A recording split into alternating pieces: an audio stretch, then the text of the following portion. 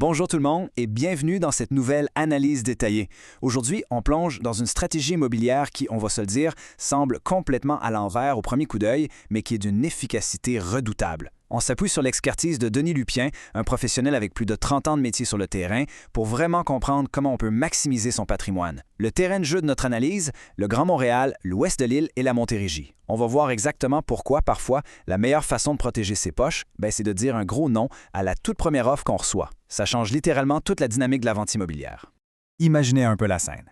La maison vient tout juste d'être mise sur le marché. Le gros stress du ménage, des photos, des préparatifs, on respire, enfin, c'est fait. Et là, coup de théâtre, moins de 48 heures plus tard, une offre atterrit sur la table. C'est du sérieux, le montant ressemble pas mal à ce qu'on espérait et l'acheteur a carrément le stylo dans la main. Le premier réflexe naturel, c'est le soulagement total, évidemment. L'envie de dire oui tout de suite, de sortir la bouteille de bulle et de passer au prochain chapitre est presque irrésistible. On s'entend, tout le monde veut en finir au plus vite avec l'incertitude de la vente. Bon, c'est là qu'on rentre dans le vif du sujet. Accepter cette offre-là tout de suite, c'est tomber les deux pieds dans le piège de la gratification instantanée. Dans le jargon de l'immobilier, signer sans même tester le pouls du marché, on appelle ça « laisser de la viande autour de l'os ». Pensez-y 2 secondes. Si un acheteur dégaine son chéquier en quelques heures à peine, c'est pratiquement garanti qu'il y a d'autres personnes qui sont littéralement en train d'attacher leurs souliers pour venir visiter. En disant oui trop vite, c'est potentiellement des dizaines de milliers de dollars qu'on laisse sur la table. Cette première offre, il ne faut surtout pas la voir comme la ligne d'arrivée, mais plutôt comme un levier massif pour négocier. Passons aux chiffres du marché de 2026. Regardons un peu ce que les données nous disent. Pour vraiment saisir ce qui se passe à Montérégie et dans l'ouest de l'île en ce moment, on va s'appuyer sur des faits concrets. L'inventaire de belles propriétés est super rare et la demande, elle, ne lâche absolument pas. C'est là que le chiffre 3200 devient super important. La région de Vaudreuil-Soulanges, surtout le long de l'axe des autoroutes 20 et 40, c'est plus du tout une simple banlieue. C'est devenu une véritable locomotive économique. Avec le nouvel hôpital et tout le développement autour, on parle de la création de plus de 3200 nouveaux emplois directs. Ça veut dire une explosion de la demande pour des espaces de vie dans des coins comme Vaudreuil-Dorion ou Saint-Lazare. Donc, quand on vend une propriété dans ce secteur-là, on est tout sauf en position de faiblesse. C'est une opportunité en or et la patience calculée y est lourdement récompensée. En fait, les données de Wayo.ca de février 2026 sont super parlantes là-dessus.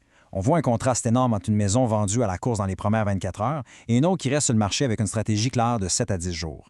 Le résultat, les propriétés qui ont le temps de respirer et d'être vues pendant une semaine à 10 jours ont presque toujours cherché des conditions largement supérieures. Vendre dans la précipitation des premières heures, ça donne au mieux des résultats ordinaires par rapport au vrai potentiel de la maison. La patience dans ce cas-ci, c'est pas juste une vertu, c'est une vraie stratégie financière qui rapporte gros. Ce qui nous amène à notre prochaine étape, la danse psychologique. Et ça illustre brillamment un point fondamental. L'immobilier, c'est loin d'être juste de la brique, du bois et des statistiques. C'est de l'humain. Une négociation, c'est une véritable danse psychologique. Regardons comment un acheteur réagit dans 2 situations distinctes.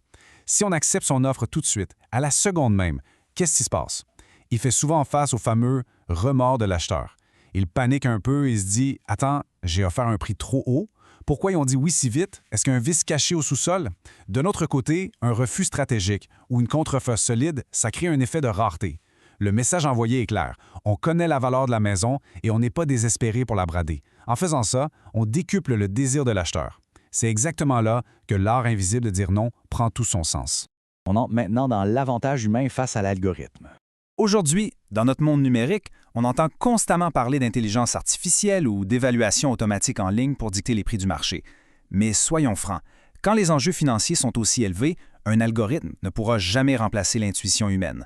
La comparaison est frappante. Oui, une IA, c'est fantastique pour compiler des données massives et sortir une moyenne de prix dans un secteur, mais ça s'arrête là. Un expert humain, surtout avec 30 ans d'expérience sur le terrain, c'est un tout autre univers. Une machine ne peut pas entendre la petite coche de nervosité ou l'urgence dans la voix d'un acheteur au téléphone. Elle ne ressent pas l'effervescence et le dynamisme économique d'un secteur précis comme Saint-Lazare. Et par-dessus tout, elle ne sait pas comment timer la parfaite contre-offre pour créer une surenchère saine. Savoir quand peser sur l'accélérateur et quand retenir une offre, c'est une compétence 100% humaine. Alors, la grande question, quand exactement faut-il dire non? Le concept est super sur papier, mais en pratique, ça ressemble à quoi? Le point crucial, c'est de réussir à identifier 3 scénarios bien précis où refuser, ou au moins prendre son temps, face à une offre, est de loin la meilleure décision. Numéro 1, l'offre de pêche. Ça, c'est souvent le coup des investisseurs qui testent les eaux dès que la maison apparaît en ligne, dans l'espoir d'avoir un rabais avant que la masse d'acheteurs ne visite. Dire non, c'est protéger l'équité de la propriété.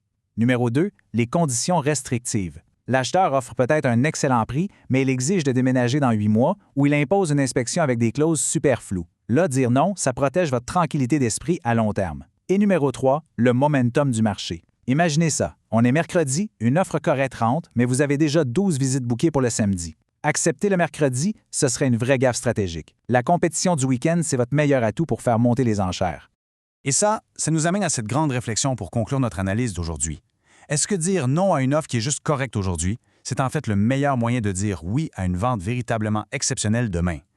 Vendre une maison, que ce soit à Montréal, à Vaudreuil ou n'importe où ailleurs, ça demande une vision globale et une stratégie blindée qui ne laisse aucune place au hasard. L'art invisible du non, c'est ça, savoir se positionner stratégiquement pour attirer non pas la première offre, mais la bonne offre. J'espère que cette plongée dans le monde de l'immobilier vous a donné une nouvelle perspective sur l'importance de la patience et de l'expertise humaine. Gardez bien cette question en tête la prochaine fois qu'une offre atterrit un peu trop vite sur la table.